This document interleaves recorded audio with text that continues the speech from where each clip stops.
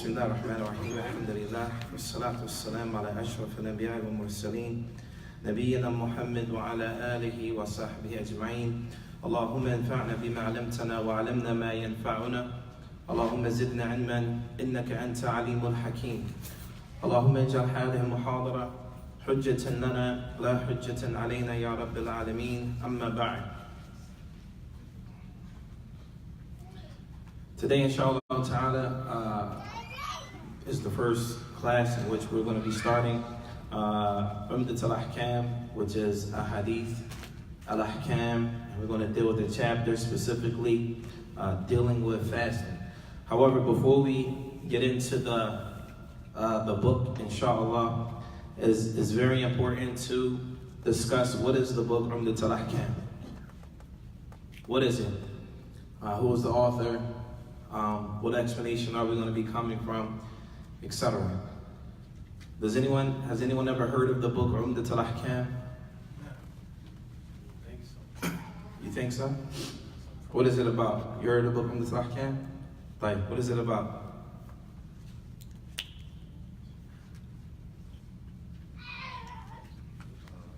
It's a collection of hadith from the Sahihain. Ahsant is a collection of hadith and Sahihain, meaning Sahih al-Bukhari and Sahih Muslim. طيب.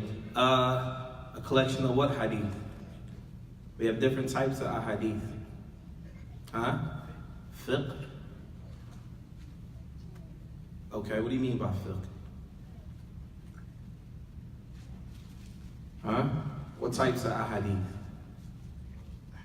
Ahkam. Like, what are ahkam? What does that mean? Ahkam is the plural of hukm, which means rulings. So this hadith specifically dealt or put together on Islamic rulings. Like, somebody might ask, are there other books of hadith that talk about the same thing?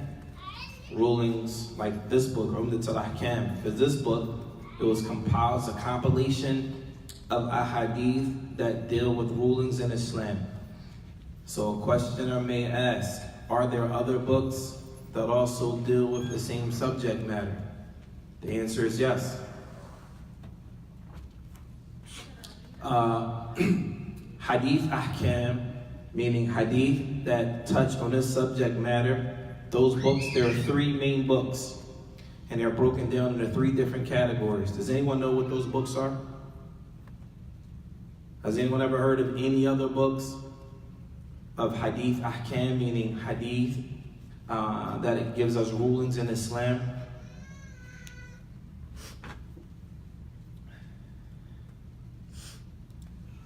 No one else? Like, so take out a pen or paper and write this down. The first book is called Al-Muntaqa. It's called Al-Muntaqa.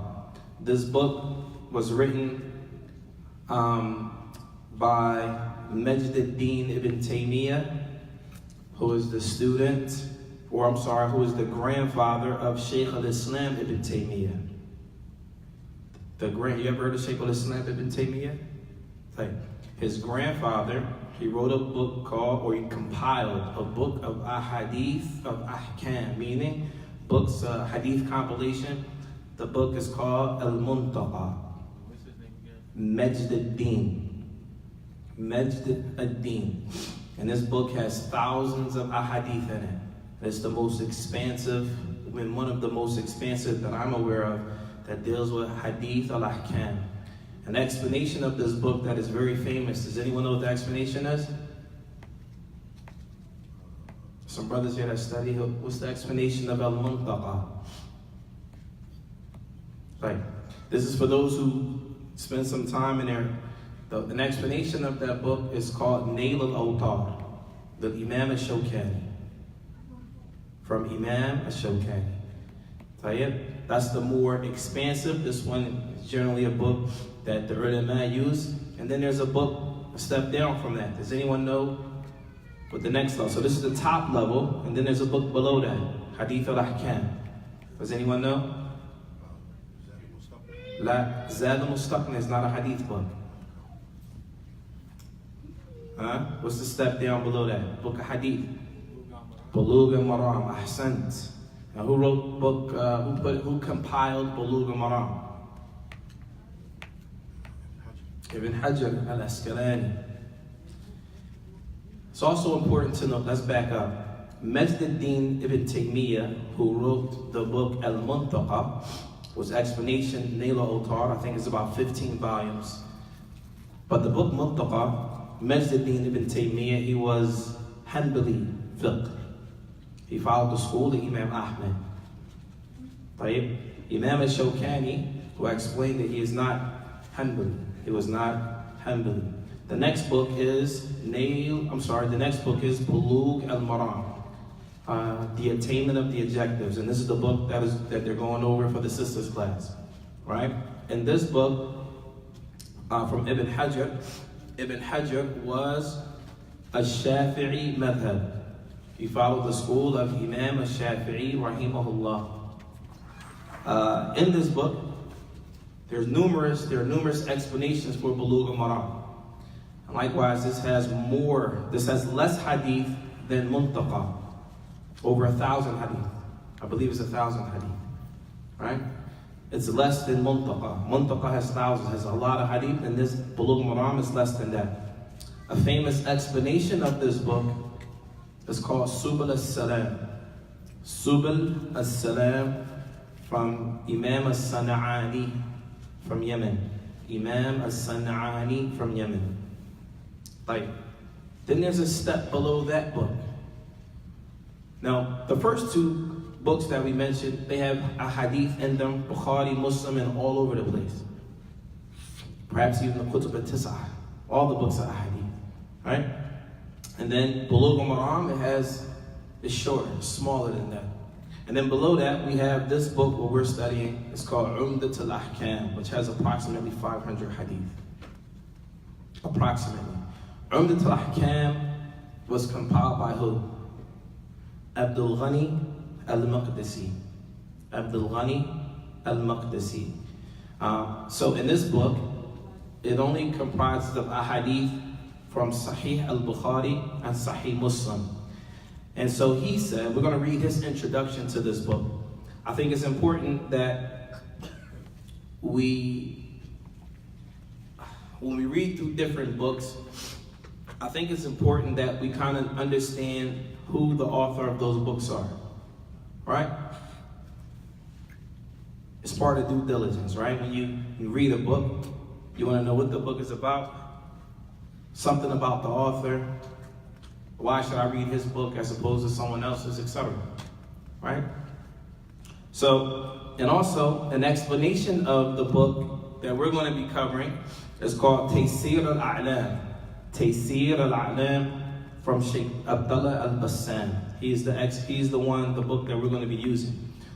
His explanation. However, we're not going to go verbatim, just so that we know. We're going to pull some outside things as well, but we're going to use his book as a primary masdar, meaning a primary source. The primary source we're going to come from Sheikh Abdullah Bassam, rahimahullah ta'ala.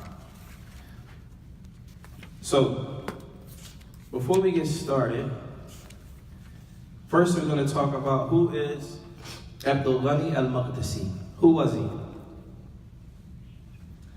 Abdul Ghani al-Maqdisi, he was a scholar. He was born during the time, the year 541. He was born in the year 541, and he was the cousin of Muwaffaq ad-Din ibn Qudama. Has anyone ever heard of Muwaffaq ad-Din ibn Qudama? Never heard of him? Huh? You heard of him? He was a great scholar of fiqh.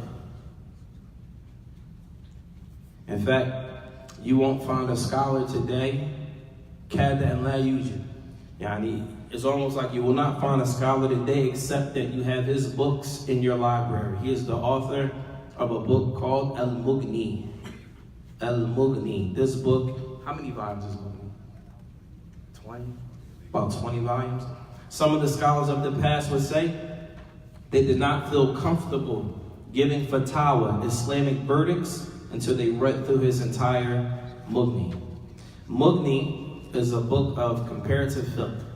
Comparative fiqh from many different madhahib, and they put them all together and come up with rulings. It's quite extensive. Anyway, Abdul Ghani al-Maqdisi was his cousin. They were cousins and they grew up together. So it says, إِلَّا إِنَّ الْمُوَفِّقْ يَمِيلُ إِلَى الْفِقْهِ وَالْمُؤَلِّفْ يُمِيلُ إِلَى الْحَدِيثِ. So they were two cousins. They studied together, but one cousin, he had a strong suit in fiqh. He wanted to study fiqh, whereas the other cousin, his strong suit was hadith. Hadith. So we're studying from the cousin who wanted to study hadith. So they both studied and they went to Baghdad. They went to a town, Baghdad, Talab al-Ilm, to seek knowledge. And they met some of the great scholars during that time, Sheikh Abdul Qadir al-Jilani wa Ibn al-Minni. And they said about them that they both traveled and they both were serious about knowledge and they went to different places. So they started off in Misr, which is in Egypt, Asbahan, then they went back to Damascus, which is now Syria, in that area. وَلَقِيَ فِي هَذِهِ الْبِلَادِ كِبَارُ عُلَمَاء. And when they traveled to these countries, they met with the major scholars in that particular town. فَقَرَ عَلَيْهِمْ وَأَخَذَ عَنْهُمْ. And they read on those scholars, meaning when someone says they go read on a scholar, that means they will have a book with them, and they will sit in front of the scholar and they will read the book, and the scholar will give them, okay, this means that, that means that, this means this means that. And then they will take that back to their country and then they will teach their people. This is the way the ulama or the scholars of Islam, they teach. And so they went and they studied like this, they wrote books, and they worshiped Allah during that time. Ibn Rajab, rahimahullah ta'ala, he mentions that the scholars praised him, Abdul Ghani al-Maqdisi. He memorized different ahadith, many ahadith in their chains of narrations, meaning you might find a hadith, it says, inform me, Fulan, Ibn Fulan, Ibn Fulan, Ibn Fulan, Ibn Fulan, Ibn Fulan, Ibn Fulan, that the Prophet ﷺ said this. He memorized all of the names of the narrators in many different ahadith. In fact, there was a sitting one time with Abdul Ghani al-Maqdisi, and he was sitting with one person during that time, I think his name was Abu Musa. It was a sheikh during that time, a big sheikh. So they were disputing over hadith. So one of the sheikhs said, this hadith is in Bukhari. So Abdul Ghani al-Maqdisi said, no, this hadith is not in Bukhari. So the one that they were arguing with said, okay, we're going to go to the big scholar. So they went to the big scholar, and the big scholar said, ask Abdul Ghani al-Maqdisi.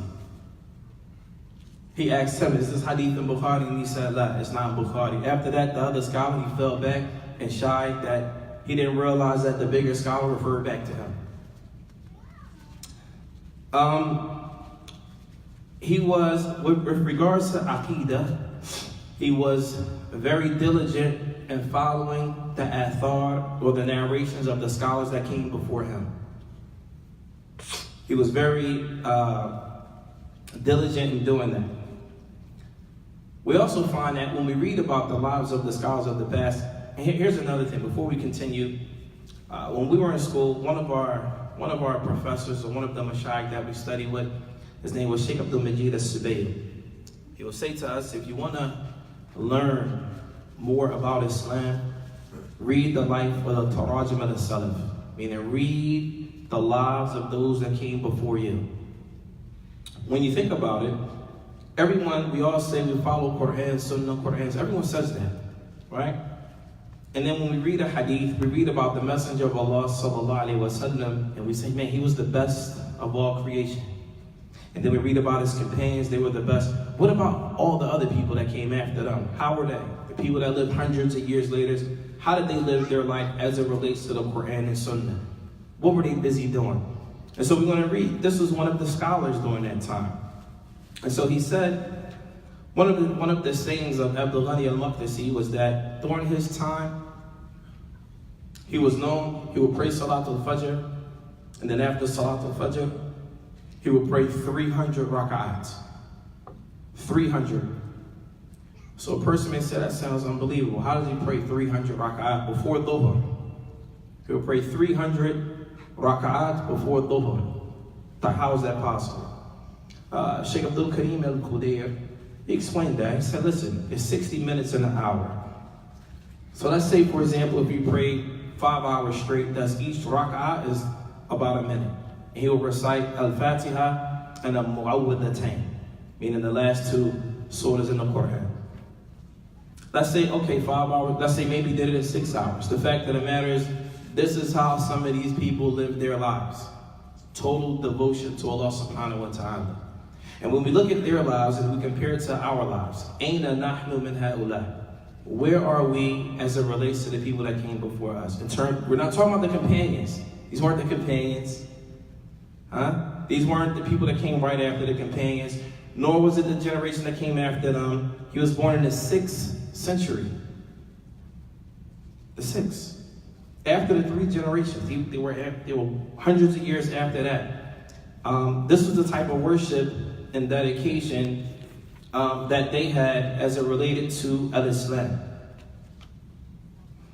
They also say that he was known to be a person that was kind, generous, and that these people, he possessed tremendous humility, husnul khuluq, etc. The thing is this, a person might say, well, where do you get this information from? This information was passed down through history books about people that met him during his lifetime. It wasn't like they was all his friends. It's people that came across him, right? If we pass away, if there were books written, what would it say about us? Would it say that we were known to pray 300 rak'ah? Or would it say we were bad people? Would it say we stole, we were this, we did that? What would people say about us? Mind you, these are people, everyone that came across, is compilation. These are books compiled about their lives. Who are these people? Like, so at any event, the Shaykh Rahimahullah, he put this book together in hadith, and we're going to get to his introduction. The next part. So now we have a general understanding of who the author was of this book. Now we're going to talk about the Sharih, meaning the one who is explaining the ahadith that he put in this book. His name was Abdullah ibn Abdurrahman al-Bassam. This is a long name, but we're just going to go with Shaykh Abdullah Bassam. Alhamdulillah, he used to follow the school of Imam Ahmed. Shaykh Abdullah Bassam, rahimahullah ta'ala, he came from a family. Now think about this. Brothers and sisters who have families and children, we're all Muslim, alhamdulillah. We think about our kids, and this is specifically for the ones who converted to Islam. As many of us in this city converted to Islam. That means that you, I, and many of us represent first generation Muslims. Right? If we understand that, the next question is, how do we maintain Islam in our family once we're gone? What are we doing actively to ensure that our children remain Muslim after us? What are we putting in place in terms of understanding of religion, etc.? What are we putting in place to ensure that Islam doesn't stop with us? Rather, it's going to continue when we're gone. So, Shaykh Bassam, rahimahullah, he came from a family of scholars.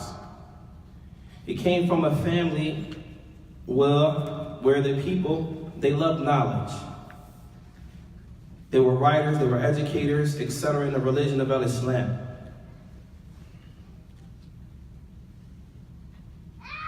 His family, for example, he studied with someone named, he was a writer for Shaykh Abdullah al-Qur'awi, rahimahullah. And then he used to write, and he would read the Quran, etc. He would read on his father, walidihi. He would read, his father would teach him how to read. فَأَكْمَلَ عَلَيْهِ حِفْظُ الْقُرْآنِ الْكَرِيمِ. And he memorized the Quran. So imagine a son memorizing the Quran on his father.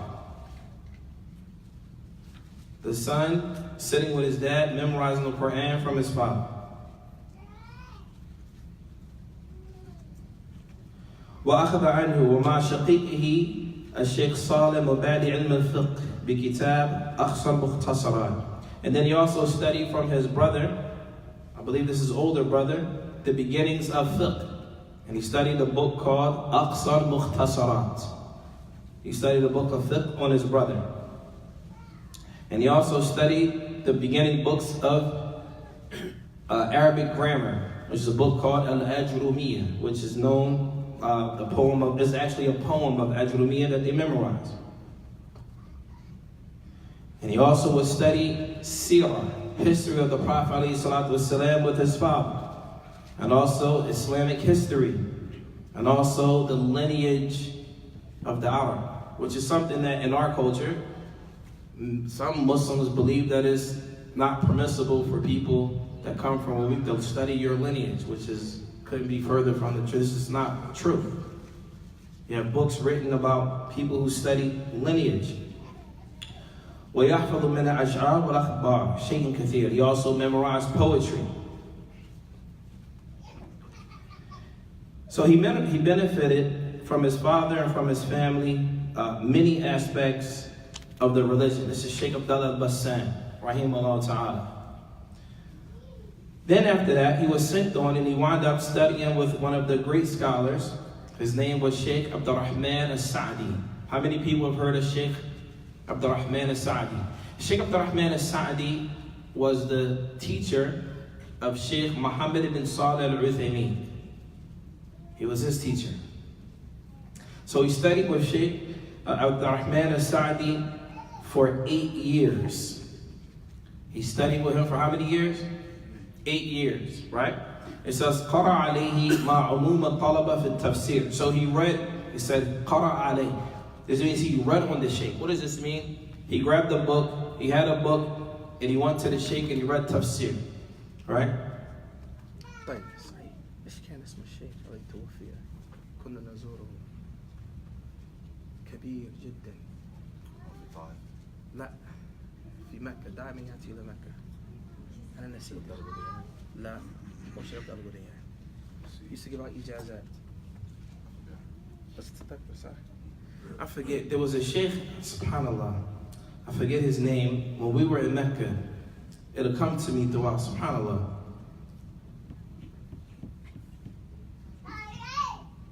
He would come and visit Mecca. He was very old, and everyone over the country in Saudi Arabia would come. He would come to Mecca once a month. He would come to Mecca once a month, and they would rent out like a hotel, huh? لا ما كبير في السن. And they would rent out a qa'a, like a hotel room, right? The hotel room, literally, it would be packed with students from all over the country and all over the world that would come there, and they would wait in line to get their turn to read anything on the scholar. So the sheikh would sit there, there would be a brother in front of him reading on him, and then he'll give him ijazah at the finish. Maybe he'll finish a book, but in order to finish the book, maybe he'll sit with him one day out the month for a year until he finishes one metin on that scholar, and he gives him, okay, add this, add that, this means this means that. In the circles of knowledge, this is big, reading on a scholar, right? If you study Islam, one of the biggest things is reading books on a scholar. Not many brothers had the opportunity to sit with a scholar and finish a book from the beginning to the end with a scholar, even if you yourself is reading. If you're reading, the sheikh, he might correct your reading. He might say, no, this word means this. The author made a mistake when he said that. This here really means this. You got to go back and look in this other book, it says that. This is what happens in the circles of knowledge. Ibn Aqil, Ahsan. The sheikh, rahimahullah ta'ala, his name was Sheikh Ibn Aqil. He died, he was like 90-something years old when he passed away. But people will come all over the country and around the world to come visit the Sheikh just to read on him, just to read a book on him. At any event, Sheikh Abdullah Bassam, he sat with Sheikh Abdurrahman al-Sa'di for 9 years. And throughout that time, he read on him a tafsir. meaning he read tafsir al-Quran. So he might have read a book of tafsir and he corrected it. He also read hadith on the sheikh. He also read the sciences of hadith. He also read tawheed on the sheikh. He also read fiqh on the sheikh. He also read usul fiqh. He also read Arabic grammar. And he read many different sciences on the sheikh, rahimahullah ta'ala. He also read fiqh books. He also read Rold al-Murbid on the sheikh. And then he also mentions the number of books that he memorized. And this is also important because in the circles of knowledge, people memorize books. So the first book that he memorized, it says, وَحَفِظَ أَثْنَاءَ قِرَاءَةُ عَلَى الشيخ Shaykh Abdul Rahman al-Sa'di. So while he was studying with Shaykh Abdul Rahman al-Sa'di, he memorized a couple books here. We're going to read some of those books. The first one obviously is the Quran. The second one is Bulugh al-Maram, which is the book of hadith that we mentioned earlier. The third one is Nadam al-Waraqat fi Usul al-Fiqh. Waraqat is a book that teaches the sciences of fiqh. He also memorized Zad al-Mustaqni, which is the book that we teach. He also memorized Qatr al-Nada, which is a book on Arabic grammar. And he also mentioned Alfiyat ibn Malik, which is another book on Arabic grammar. The Shaykh rahimahullah ta'ala, he was one of the bigger students of Shaykh Abdul Rahman al-Sa'di. So this is a small introduction. There's a lot of books, a lot of people that he studied with. We're not going to get into all of that.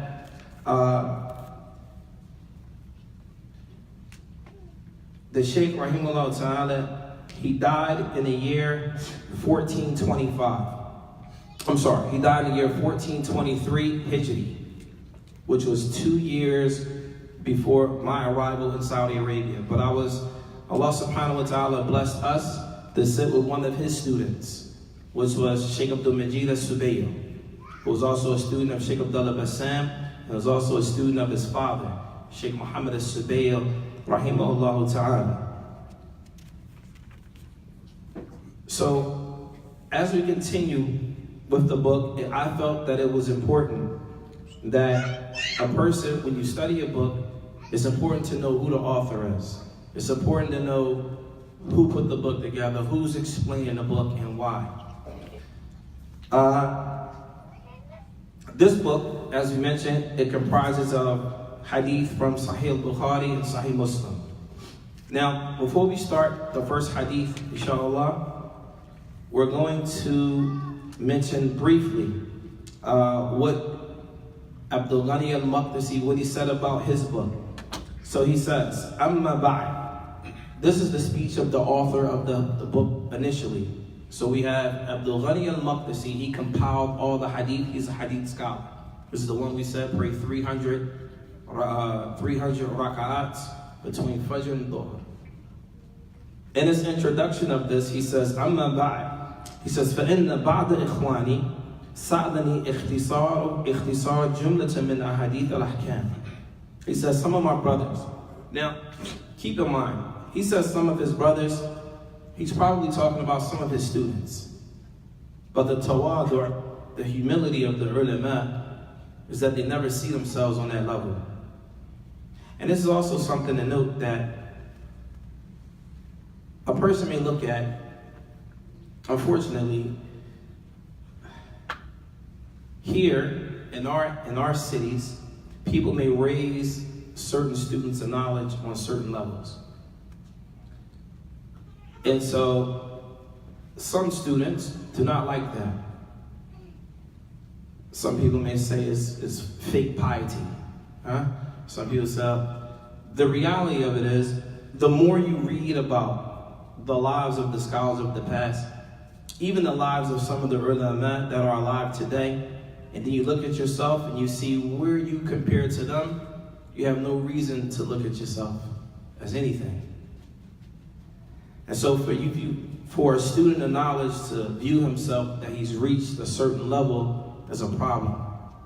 Because that student knows when you're around people that are more knowledgeable than you, no one will ask you anything. In fact, Abu Sajid and myself, we had a conversation.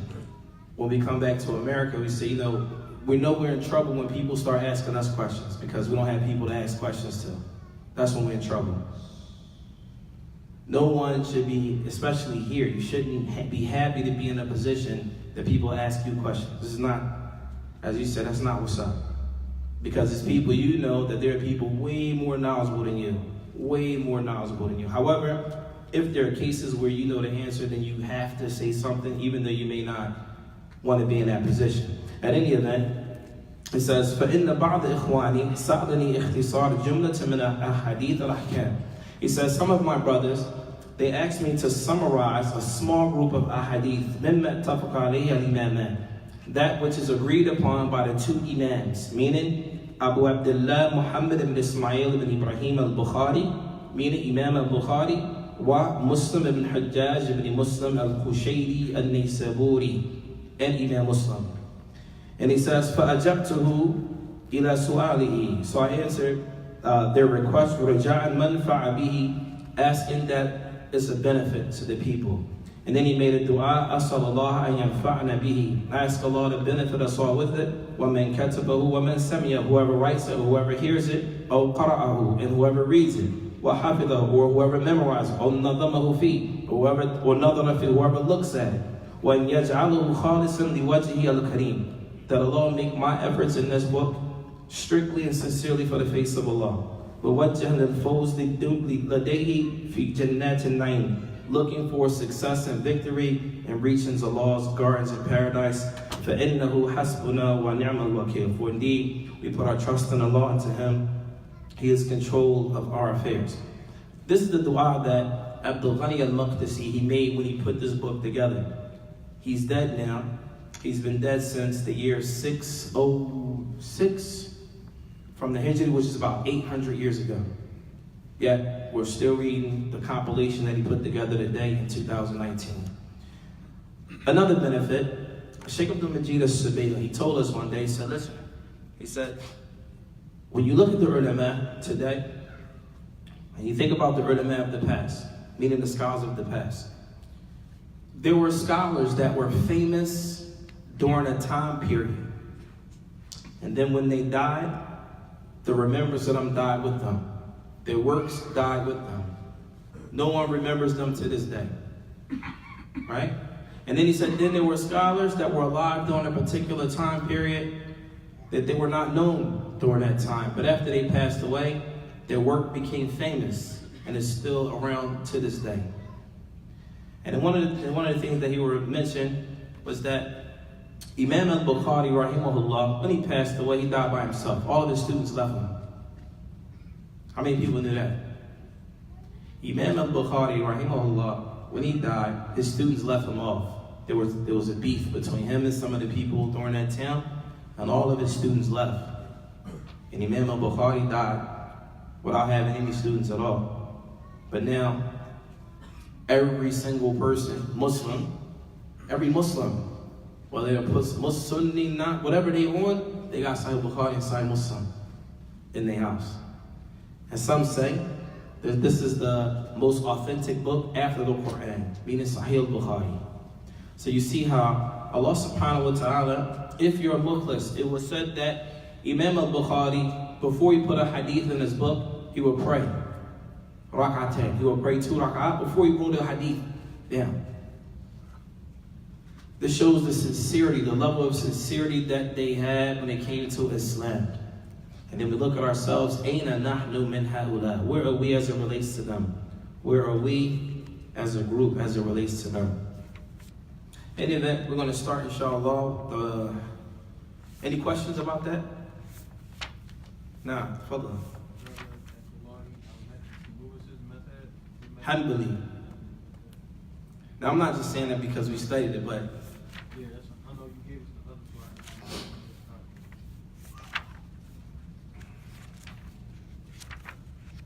like,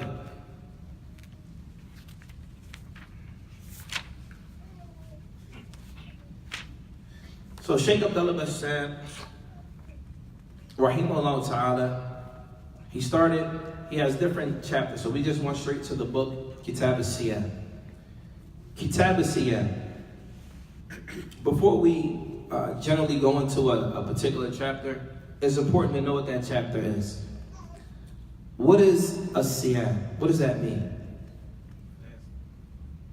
What is that? What does fasting mean? What does that mean? So, if you recall, anytime we cover something, we give two meanings of the word. There is a linguistic meaning, and then there is a shar'i meaning, right? You got linguistic, shar'i, and you also have urfi, but we're not going to talk about that, right? So we have a linguistic meaning and a shar'i meaning a legislative meaning. What is the linguistic meaning of as-siyam? Al-imsak. Ahsan. What does imsak mean?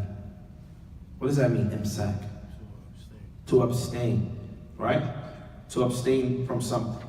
It says, وَفِي الشَّرْعِ, in the Sharia, it means to abstain from things that will break your fast with the intention.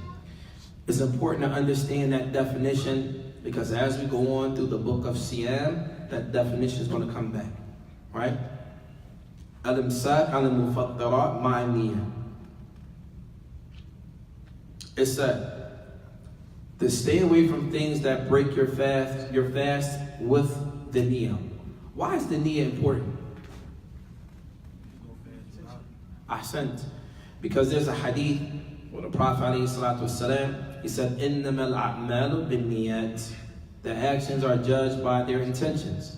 So there, he mentions that the niyyah is important. But when does the fast actually start? From when to when? The fast starts after you pray Fajr? That's when you're supposed to start fasting?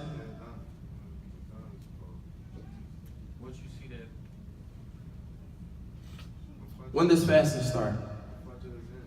When Fajr comes in. Good. Min tulu' al-Fajr. As soon as Fajr comes in, that's when you start fasting.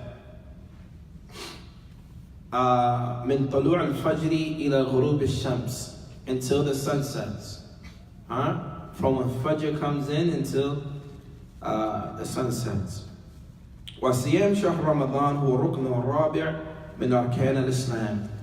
Fasting for the Muslim is the fourth pillar of Al-Islam. It's the fourth pillar of Islam. And as I mentioned, fasting is from the best forms of worship because it comprises of the three different kinds of patience. It comprises of all three different kinds of patience that a person needs. The first one is as-sabru ala ta'atillah. Being patient in your obedience of Allah. Be patient in your obedience of Allah. The second one, as-sabru an ma'asiyillah. And being patient and not disobeying Allah. Meaning staying away from the things that Allah has prevented you from staying away from. وَالصَّبْرُ عَلَى أَقْدَارِ اللَّهِ الْمُؤْلِمَةِ. And be patient with what Allah decreed that may even be harmful to the person. For example, a person may lose a loved one, may lose wealth, may become sick, etc. All of these things require patience. And when a person fasts, it contains all of that in it. It might be painful for some people to fast. It might have some hardship with it. Allah subhanahu wa ta'ala, He attributes fasting for Himself. And Allah promises a tremendous reward from Him for the one who fasts. One of the important things about fasting is that you can't show off fasting. Meaning, if a Muslim fasts, you can't show off. Meaning, you don't know if a person's fasting or not. You can't see a person fasting unless you're with them 24 hours that day from Tulu' al-Fajr up until Ghurub al-Shams. Right? That's not something you can see. They might, we don't know that. So they say that fasting is sir, meaning it's something that is secret between a person and his Lord. And they mention the Shaykh Rahimahullah, Shaykh Abdullah Bassam, he said this is from A'zamu Amanat, from the biggest and greatest trusts that Allah gives us is fasting.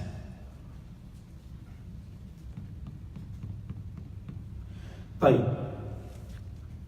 when a person fasts, there are going to be trials and hardship that comes with fasting. But from the wisdom of fasting is that in some cases, it brings people together. From the wisdom is that it brings the community together. As we see during Ramadan, the Muslims come together to break fast. The Muslims come together to pray. Everyone's being patient for the most part. The strong may help the ones that are weaker, etc. during that time. The rich are more giving, more helpful to the poor Muslims during the time of Ramadan, especially in the land of the Muslims. These are the times the heart is softer during the time of Ramadan. These are things that aid us as a community, aid the individual. Also, you find that during the month of Ramadan, a person may gain more patience in Ramadan than they have outside of the month of Ramadan. I mean, we have brothers and sisters that may have really bad attitudes and behaviors, but in Ramadan, they calm down. They soften up, right? Also, as Shaykh Abdullah Bassam mentions, he said fasting in the month of Ramadan, it has health benefits. He said it gives your stomach a rest. It allows for your stomach to rest during that time. It says we constantly feed ourselves, but you give your stomach a break during the month of Ramadan to strengthen itself. And if I'm not a doctor, but I do hear that fasting does provide benefit to the body, no doubt. So if a person fasts for a month, obviously it's going to provide benefit to the soul, to the body, inshallah, and also as a Muslim, it provides benefit to the soul. It provides nourishment for the soul. Right. We're going to start the first hadith, inshallah.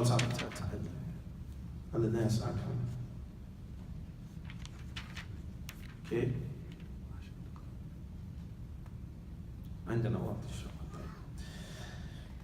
The first hadith, عن أبي هريرة رضي الله تعالى عنه قال قال رسول الله صلى الله عليه وسلم لا تقدموا رمضان بصوم يوم أو يومين إلا رجلا كان يصوم صوما فليصمه.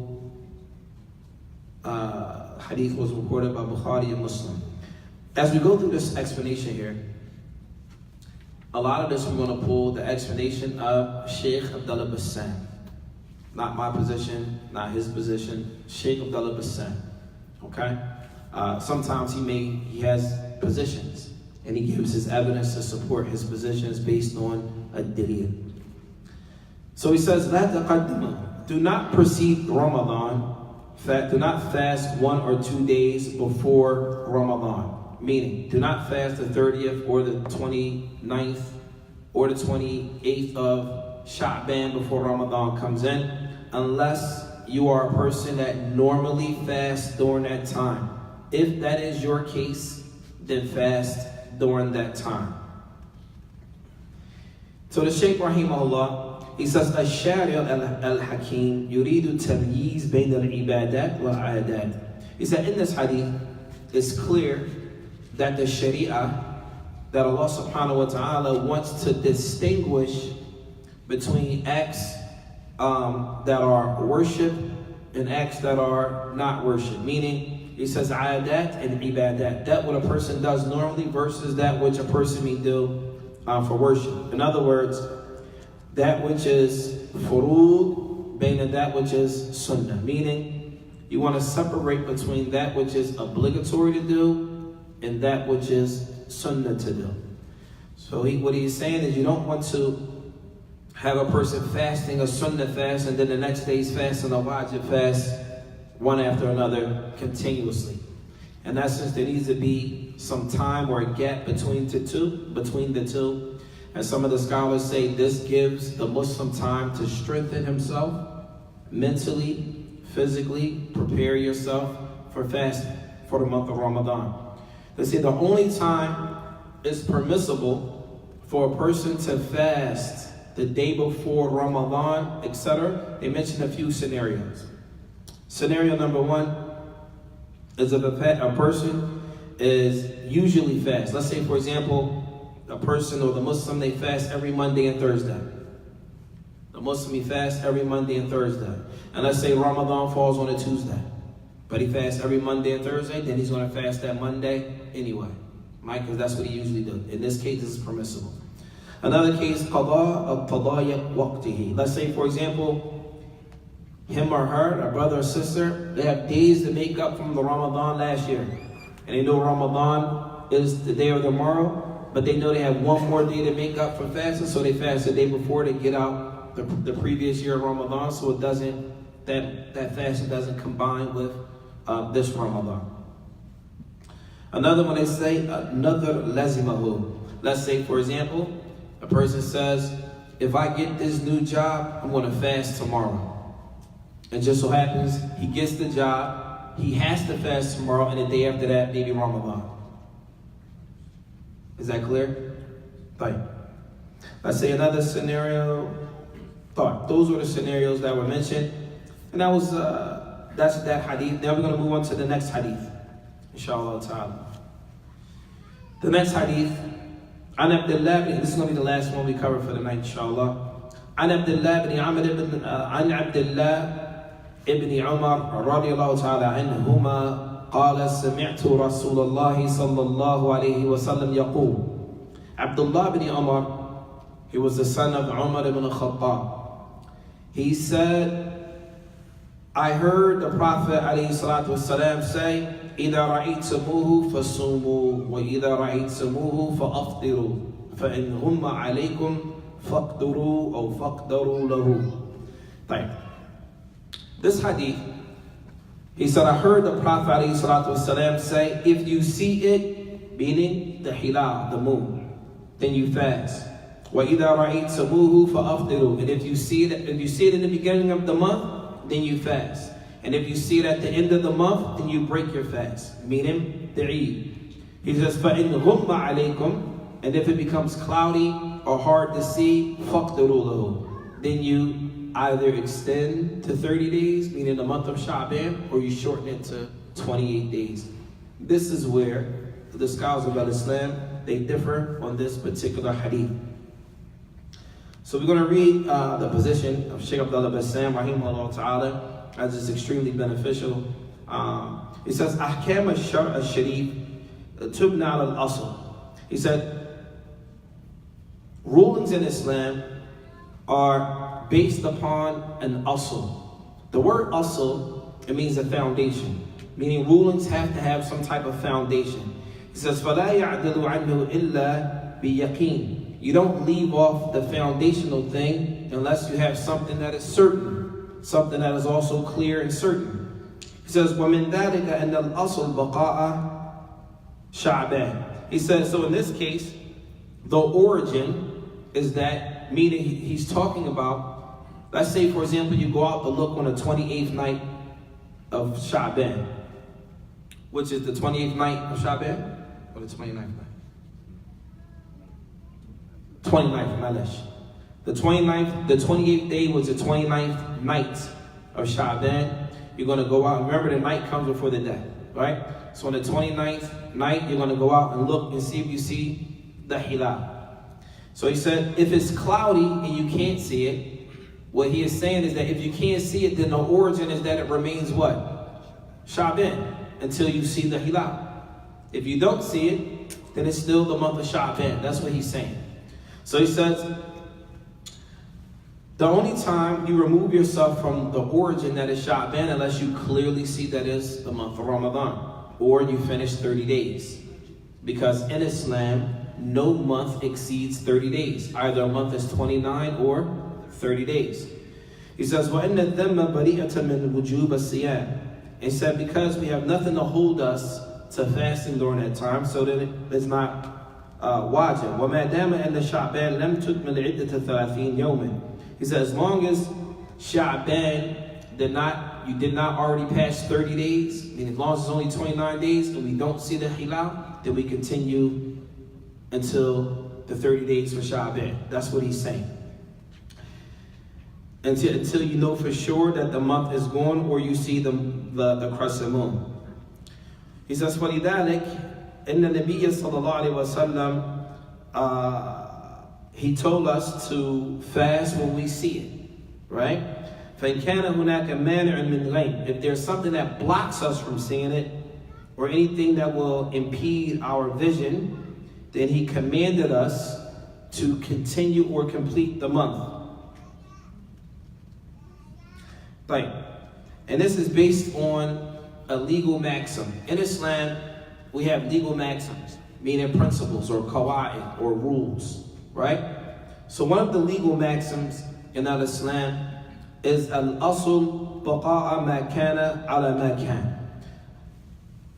This is an important maxim in Islam, or principle, is that the origin is whatever was remains what it was until something changes. Whatever it was remains what it was until something what? Changes. What does that mean? Does that make sense? It does? Then repeat it back to me. Stay the same until circumstances change. Okay, what stays the same? Whoever the ruling is on that matter. Whatever is understood stays the same until something changes it. All right? Can that be used like the ayahs that have been abrogated? Kayf, what do you mean?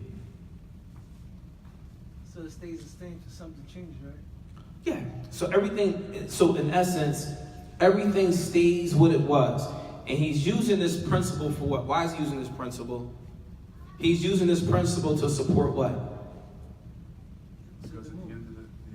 Because the end of the hadith said, faqdurulu, meaning when you see cloudiness, what he's saying is this means continue the month until 30 days. Because it was already in Sha'ban. We're not going to say it's Ramadan until we know for sure that it is what? Ramadan. So until we're certain about it, we're going to remain in the month of Sha'ban. And he's using this qaida, or this principle, to support that position. So, idafatan, so we're going to bring some examples to help illustrate this maxim in Islam. So the first example we're going to use is من تيقن الطهارة والشك في الحدث فهو طاهر. If a person is certain that they made wudu. Let's say, for example, you're certain that you made wudu. Everyone is, you're certain that you made, you're positive. You can remember making wudu. وَشَكَّ فِي الْحَدَثِ. But I have doubt whether or not I broke my wudu or not. Has that ever happened to anyone? Everyone. You're certain, I know for a fact, 20 minutes ago, I was in the bathroom and I know that for a fact. But when did I break my wudu? You question yourself. You question yourself. What do you do in this situation? You say you make wudu again. Anybody else? You still have wudu based on what? Because you don't know for certain that the conditions change. So We got to use that maxim we just had. How do you use that maxim? Al-aslu baqa'a ma kana ala ma kan. The origin is that it remains the same until it is changed with certainty. And there's another qaida. Al-yaqeen la yazulu bishak. Certainty is not removed with doubt. Right? So in this case, the origin is that you have purification. Like, the only thing that changes that is certainty, that you know for a fact that you broke your wudu. Is that clear? You sure? Right, we got another example.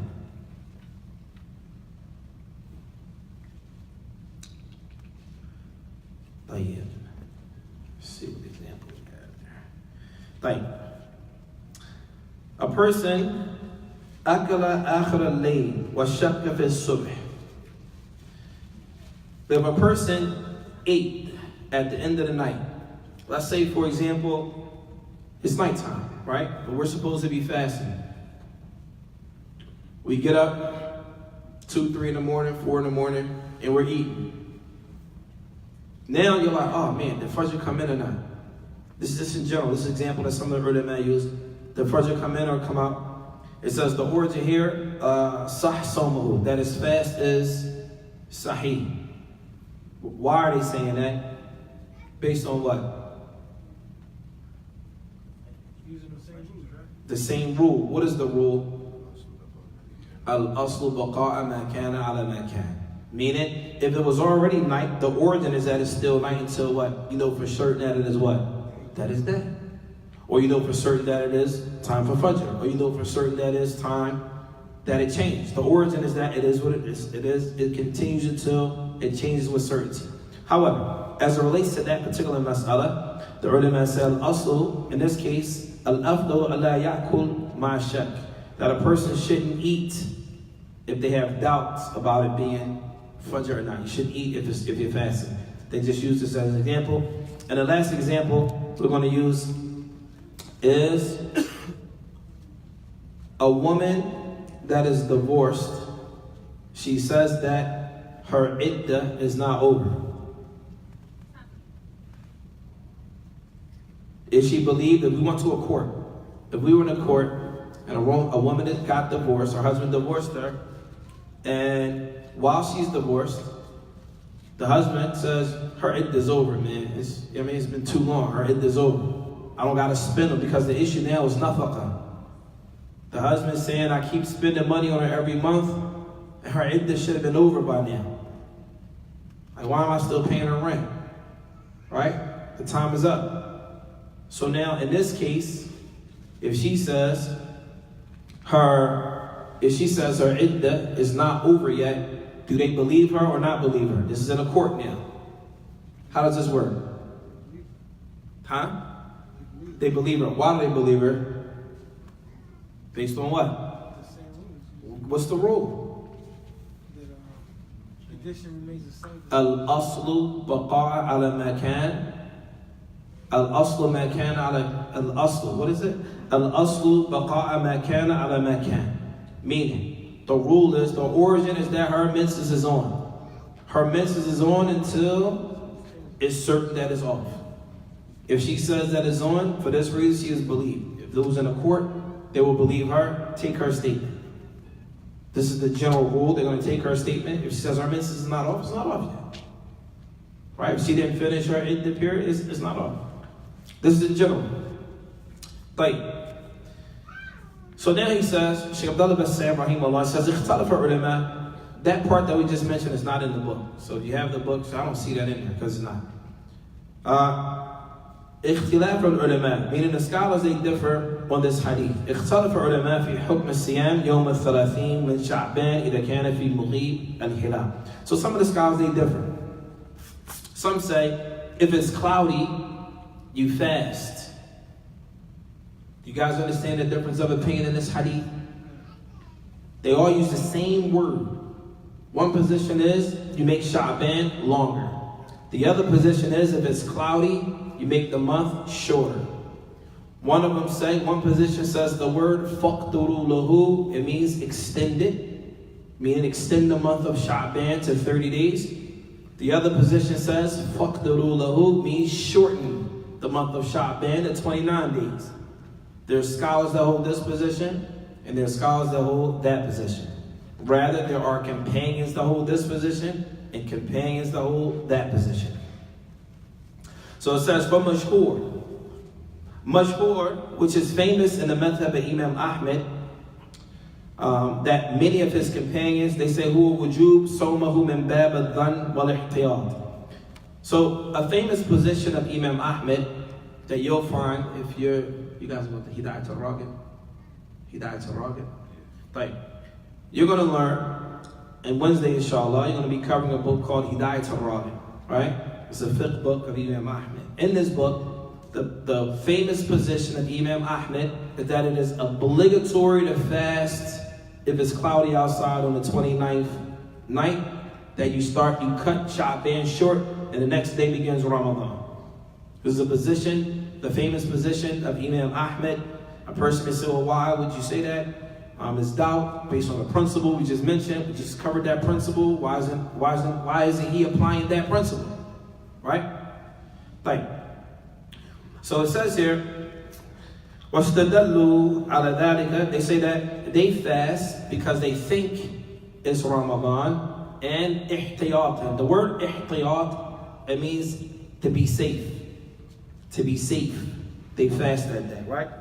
So it says, the dalil for that is that when the word that says faqduru lahu, they say this word, it means shorten. So it doesn't mean elongate the month of Sha'ban, it means shorten it if you see it cloudy outside. They say this is the wording, this is the meaning of this hadith. And they say, faqduru tis'a wa ashrin yawman, meaning in the month of Sha'ban with only 29 days. They say this is a riwayah, a narration on Imam Ahmed from his mufradat. For those who want to delve into studying madhabs and stuff like that, mufradat, it means that this is a famous position in Imam Ahmed that went against famous positions of the other three Imams, meaning Imam Malik, Imam Shafi, and Imam Abi Hanifa. Anytime you have a position like that, it's called the mufradat of Imam Ahmed. Yani meaning that the famous position of Imam Ahmed went against the famous positions of the other Imams. A person says, I don't want to follow no madhab. They all got dalil. They all use evidence, kitab, sunnah. And we're going to find out, why did Imam Ahmed take that position? So it says, وَهِيَ مَرْوِيَةً عَنْ جُمْلَةً مِنَ الصَّحَابَةِ, that this position that he's taken, it was reported by a group from among the Sahaba. وَمِنْهُمْ, and from the Sahaba that also took that position was Abu Huraira, Ibn Umar, Aisha, wa Asma. So these are not small-time companions. These are major companions that held that position. So because of that, Imam Ahmed also what? He took that position. Well, and when we look at this, Ibn Umar was the one who narrated the hadith. Ibn Umar was the one who narrated the hadith himself, and that's the position he took. He was the one who reported the hadith to everyone else. So the argument would be, would not the one who reported the hadith, understand the hadith, be stronger than the one who didn't? So for that reason, that could be from the reasons why this is a famous position of Imam Ahmed. Well, is that clear? However, this position is not the position of the majority of the ulama, from the Salaf all the way up until now. This is not the position of the majority. Rather, the majority position is the following position. Meaning that you continue Sha'ban the 30 days. And this is the position of the majority of the scholars.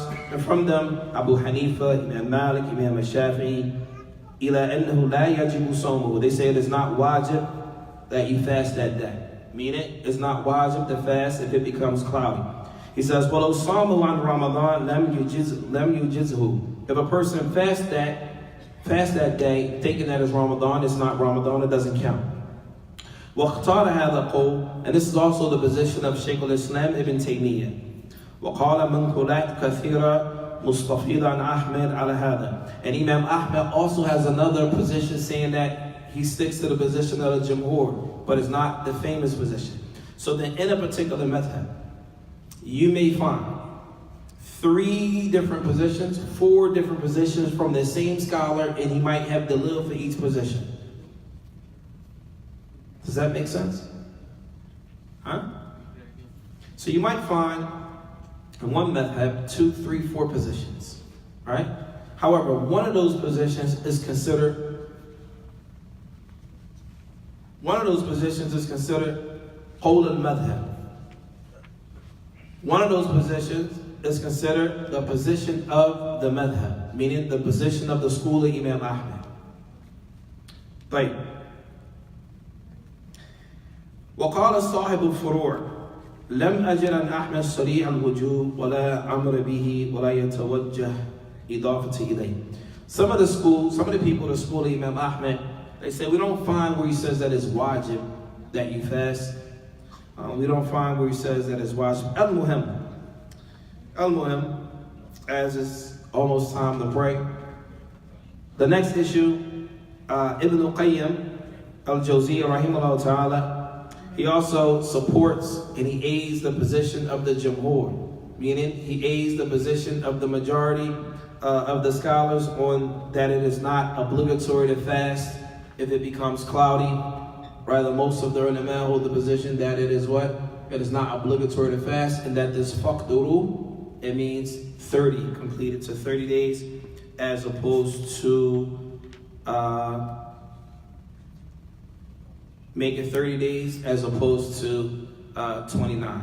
Make it 30 days as opposed to shorten it. And this all has to do with if it's cloudy.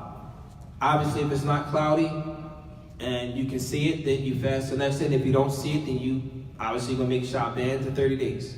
This is clear, right?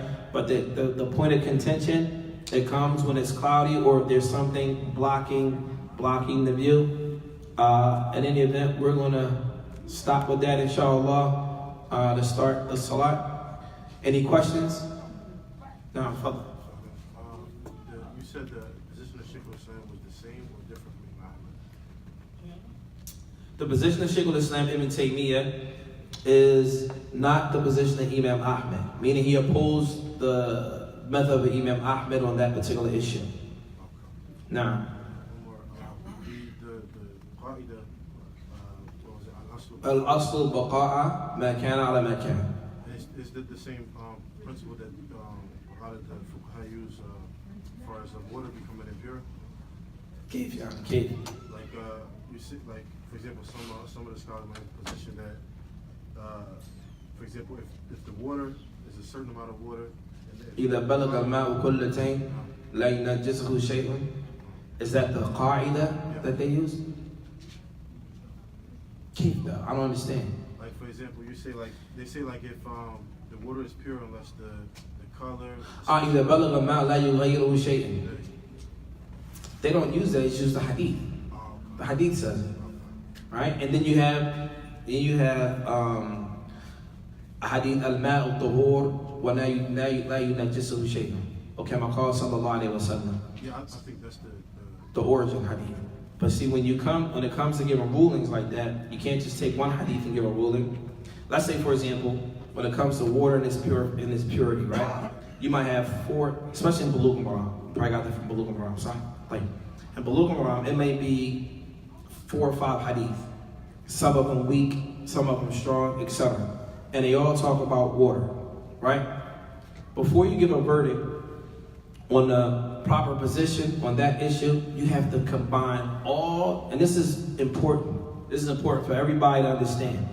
Anytime you give a verdict in Islam, anytime a scholar or someone gives a verdict in Islam surrounding that particular issue. Not just that though.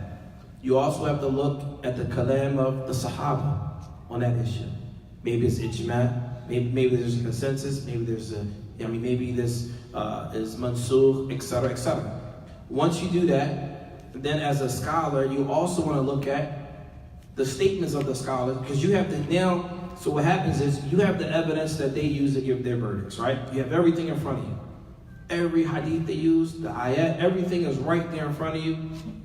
But before you give your opinion, it's only right that you look, well, what do the ulama of the past say about the same thing that I have? And they're going to give you their information. Boom. The Sahaba said this, they said this, all the way up until the day, and then the ulama, they'll say, okay, based on this issue, there are 3 positions.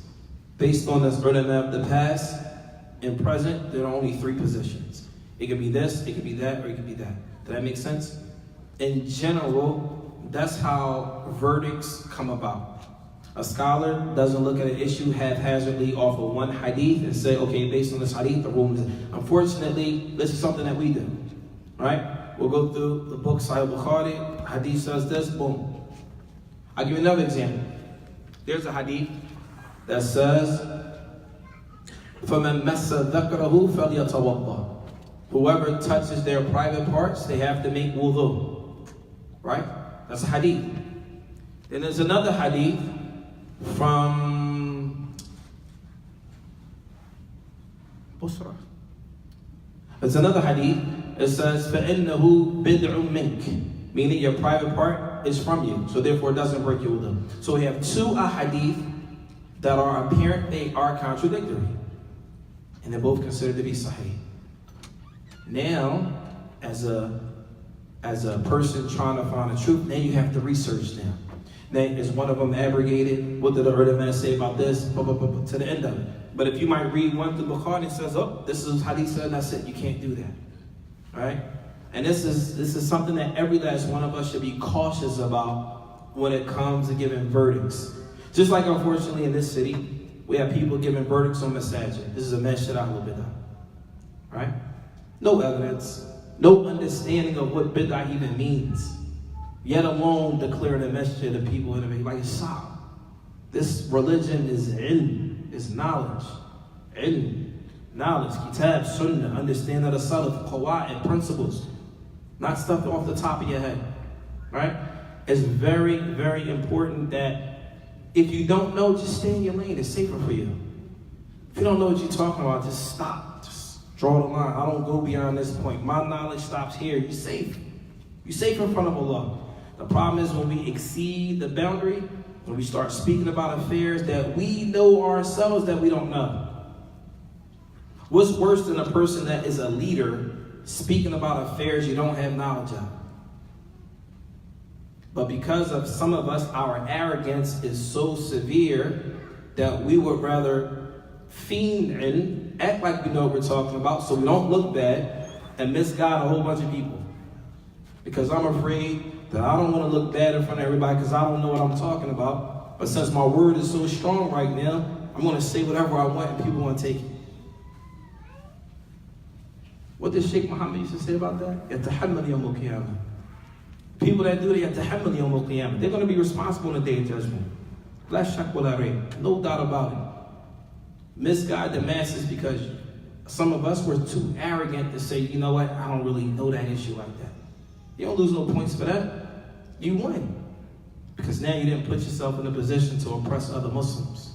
And any other questions, Ya Akhwan? No. So what's the dalil for the other position that Sheikh Islam took? What's the dalil for their position? They take the meaning of the wording of the hadith. Meaning, faqtuluhu means continue. That principle that they use. Faqtuluhu means continue the month of Sha'ban for 30 days. And Allah knows best. Now, So you know how like it's different times on some places. I'm glad you said that. I want to touch on that. I wasn't going to mention that, but Sheikh Abdullah Bassam, he actually talks about that. It says, وَاخْتَلَفُوا فِي مَا إِذَا رُؤِيَ الْهِلَالِ بِبَلَدٍ فَهَلْ يَلْزَمَ النَّاسِ جَمِيعًا صِيَامًا لَا. Sheikh Abdullah Bassam, this is the last point we're going to cover. He says, if someone sees the hilal, the crescent moon, is this for every Muslim around the world to fast at the same time? Or is this just for a specific area? So he talks about that. He says, فَمَشْهُورًا إِمَامْ أَحْمَدْ وَاتْبَعَهُ وُجُوبَ الصَّوْمِ عَلَى عُمُومِ الْمُسْلِمِينَ فِي أَقْطَارِ الْأَرْضِ لأن رمضان ثبت دخوله وثبتت أحكامه فوجب صيامه وهو من مفردات مذهب إمام أحمد. He says, Sheikh Abdullah Bassam, he said, what is well known in the school of Imam Ahmed is that it is wajib for all the Muslims to fast all over the earth as soon as Ramadan comes in. And this is something that he says is wajib that you fast. And this is also from the mufradat. Pay attention. This is also from the mufradat to Imam Ahmed. What does that mean, mufradat to Imam Ahmed? We said that. What does that mean? That means he won against the other imams in a famous position. So this is a famous position to Imam Ahmed, but it's not famous to Imam Malik, Imam Shafi'i, and Imam Abi Hanifa. طيب. And it says, وَذَهَبَ بَعْضُهُمْ إِلَىٰ عَدْمِ وُجُوبِهِ. And many of the scholars, rather a group of them, say that it is not wajib that you fast for all the Muslims around the world. He says, وَأَنَّ لِكُلِّ أَهْلِ الْبَلَدِ رُؤْيَتِهِمْ. They said because in every country, they have their own sighting of the moon. وهو مذهب القاسم ibn Muhammad. He said this is the madhab of Qasim ibn Muhammad wa Salim ibn Abdullah wa Ishaq ibn Rahuya. This is a position of many of the Salaf. And they use the hadith لما روى قريب قال قدمت الشام They said, we went to Sham, which is Syria during that time. وَاسْتَحَلَّ رَمَضَانُ وَأَنَا بِالشَّامِ. He said, Ramadan came when I was in Sham, meaning Syria. فَرَأَيْنَا الْهِلَالَ لَيْلَةَ الْجُمْعَةِ. And we saw the hilal, meaning the moon, on Thursday night, meaning the night of Jum'ah. The night of Jum'ah, because the night comes before the what? Before the day, right? Or it could mean, when it talks about Jum'ah, it could be after Asr here too, because he's going to mention, so it could be after Asr here, specifically as it relates to Jum'ah. And it says, ثُمَّ قَدِمْتُ الْمَدِينَةَ. And then we went to Medina. وَفِي آخِرِ الشَّهْرِ. We went to Medina at the end of the month. فَسَأَلَنِي Ibn Abbas. So Ibn Abbas asked me, ثُمَّ ذَكَرَ الْهِلَالِ. And then he mentioned the halal. فَقَالَ مَتَى رَأَيْتُمَ الْهِلَالِ. So Ibn Abbas said to him, when did y'all see the hilal? He said, فَأَخْبَرْتُهُ. So I told him, meaning we saw it on the night, Friday night. He says, فَقَالَ لَكِنَّنَا رَأَيْنَاهُ لَيْلَةَ السَّبْتِ. He said, but we saw it on Saturday night. Meaning it could have been Thursday night, which is the night of Jum'ah, and then the next day on Friday, after Maghrib, that could have been Laylatul Sabt, meaning the night, Saturday night, meaning Saturday night, Friday night. Does that make sense? The night comes before the day. So Saturday night, meaning the night of Saturday, would have been Friday after Maghrib. Is that clear? So he said, well, we saw it on the Sabt. فَلَا تَزَالُ نَصُومُ حَتَّى نُكْمِلَ ثَلَاثِينَ. He said, and we continue to fast until we complete 30 days, or we see it. He said, فَقُلْتُ أَلَا تَكْتَفِي بِرُؤْيَةَ مُعَاوِيَةَ وَصِيَامَهُ. He said, are you telling me you're not going to suffice you that Muawiyah fasted on Friday night and you're going to continue the 30 days? And so he said, فَقَالَ لَا. He said, no. هَكَذَا أَمْرَنَا رَسُولُ اللَّهِ صَلَّى اللَّهُ عَلَيْهِ وَسَلَّمَ. He said, no. This is the way the Prophet ﷺ commanded us. And you can find this hadith in Sahih Muslim. In Sahih Muslim. He says, وَذَهَبَ إِمَامَ الشَّافِعِي فِي مَشْهُورَ عَنْهُ إِلَى التَّفْصِيلِ وَهُوَ أَنَّهُ. So Imam al-Shafi'i, rahimahullah ta'ala, he has some detail as it relates to this position. He says, إِنْ اخْتَلَفَتَ الْمَطَالِعِ. He said, if the sun rises at different angles, in different times, he says, فَلِكُلِّ قَوْمٍ حُكْمُ مُطَّلَعِهِمْ. He said, every group of people, they take the ruling of how the sun rises in that area. Every group of people take the ruling as the sun rises in that particular area. So he says, وَإِنِ اتَّفَقَتْ الْمَطَالِعِ فَحُكْمَهُمْ وَاحِدْ فِي الصِّيَامِ وَالْإِفْطَارِ. If the sun rises, meaning, let's say, from New York to wherever, right, the sun rises, or wherever in that area, the sun rises at the same time, he said all those people in that area take the same ruling. All those people in that area take the same ruling.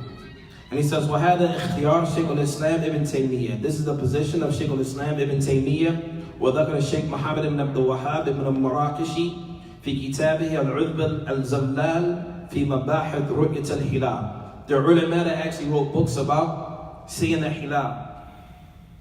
Right. So we're going to stop with that. I just wanted to add that piece there. This lets you know that there is difference of opinion among the scholars on this issue. Things are not black and white. So once again, goes back to knowledge, knowing your lane. We can't jump on Muslims and say, oh, they're not. Let's say, for example, this masjid, they say we're not following the sighting in Saudi Arabia, right? We're going to follow local sighting. They're not on the Sunnah. This is batil. Whoever says that needs to make tawbah. Whoever says that Muslims are not on the Sunnah because they don't follow Saudi Arabia and Ru'ya to Hilal, they need to make tawbah. Fear Allah subhanahu wa ta'ala wa takallam bil ilm, and speak with knowledge. Speak with knowledge. This is our deen.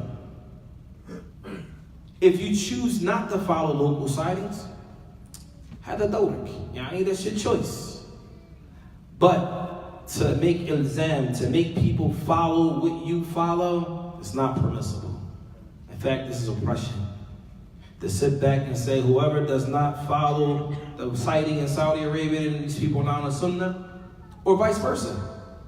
That there are brothers that say if you don't follow local sighting, then you're not on the Sunnah. This is also incorrect. This is also oppression.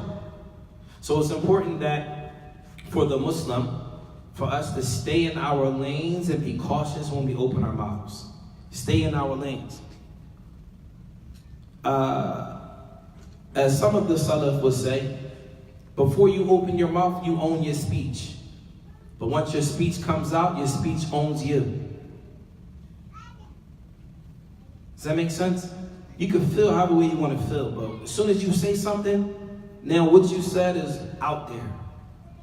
And you're going to be judged based on what you said. Huh? You're going to be judged based on what you said. So for that, we're going to end with that unless there are any other questions. No questions? No, I'm fully shit. You said based on where We mess around pretty. Isha at midnight.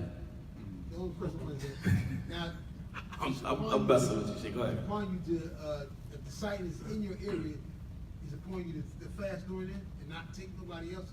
I didn't say that. I'm asking the question. But I didn't say that though. No, that's the question. You're asking me, is it a point? I just gave you 2 positions. You can choose which one is comfortable for you. Let's say, for example, there's a local sighting. Some of the ulama say it's better to go with the local sighting. In fact, a lot of them say it's better to go with the local sighting. But let's say, for example, you're not comfortable that the people that are doing local sightings, you don't even know if they know what they're doing.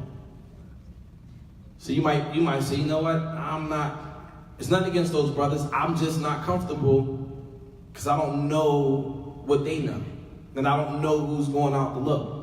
But you may say, but I'm more comfortable with an entire country coming up saying, okay, yeah, this is Ramadan. You might be safer following a country making that decision as opposed to a group of brothers who you don't know. But you might say, well, I don't know the people in the country either. But it's a whole country. Right? So, Allahu A'lam. I mean, many scholars say the local sighting is better. Huh? However, at the end of the day, as many of the scholars say, go with wherever you pray at, go whatever position they go with. You know what I'm saying? So whatever masjid or place you attend normally, then it's better to go with them however way they move. Right? But it's difficult for brothers and sisters to go out to look and see. You might not even know what you're looking for. The hilal, what does it look like? What am I looking for? Right? So, but the problem is, every year there's an issue in beef in the city about local sighting versus international. This is a big issue, but it's not a big issue. You heard clear in this hadith. He said, oh, well, I'm just going to stick with the Prophet said. We're just going to fast based on what we say. That's it. Right? It wasn't no, oh man, you're not following the sunnah because you didn't suffice with the Muawiyah saw it, and you're not going to take that position. No, they didn't say that. So, okay, fine. It's okay. There was no problem after that. There's no problem after that, right? The problem comes when we speak without knowledge. We start talking about things we don't know what we're talking about. At any event, any other questions? I was joking about that though, praying shot. Don't beat me up at the class, Jay. I see you looking at me. Huh? We done? Jazakumullahu khairan. Subhanakallahumma wa bihamdik. Ashhadu an la ilaha illa anta astaghfiruka wa atubu ilayk. Assalamu alaikum wa rahmatullahi wa barakatuh.